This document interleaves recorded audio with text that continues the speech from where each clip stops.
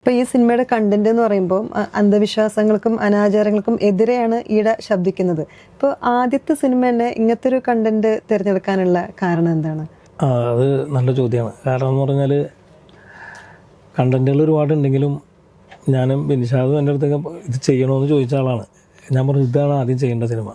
കാരണം നമ്മൾ ഏത് കാലഘട്ടത്തിലാണ് ജീവിക്കണത് എന്നുള്ളത് നമ്മൾ എല്ലാവരും ആദ്യം മനസ്സിലാക്കണം. കാരണം ലോകം വിരൽത്തുമ്പിൽ എന്ന് പറയുന്ന നമ്മൾ തന്നെ ഇന്നും യഥാർത്ഥ ഒരു വിശ്വാസം മാറ്റിവെച്ചിട്ട് അന്ധവിശ്വാസങ്ങളുടെ പുറകെ പോകുന്ന ആളുകളെയാണ് നമുക്ക് കാണുന്നത്. അതും വിദ്യാസമ്പന്നരാണ് ഇതിനകത്ത് പലകളും. ഞാൻ പലപ്പോഴും കാണുക ഡോക്ടേഴ്സ് ഉണ്ട്, അഡ്വക്കേറ്റ്സ്, അതായത് ഭയങ്കര എഡ്യൂക്കേറ്റഡ് ആയിട്ടുള്ള ആൾക്കാരാണ് മൊത്തം ഇതിൻ്റെ പുറകിൽ ഇത്തരം വിശ്വാസങ്ങളിൽ പോകുന്നത്. അതായത് ഒരു നൂല് കിട്ടിക്കഴിഞ്ഞാൽ ഈ ലോകത്തെ എല്ലാ പ്രശ്നവും മാറും, അല്ലെങ്കിൽ ഒരു ഏലസ് കിട്ടിക്കഴിഞ്ഞാൽ എല്ലാ പ്രശ്നവും മാറും.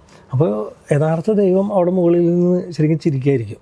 ഞാൻ ദൈവം ഇല്ല എന്നൊന്നല്ല പറയുന്നത്. ദൈവം വേണം, മതവും വേണം, എല്ലാ മതങ്ങളും നല്ലതാണ് പറയുന്നത്.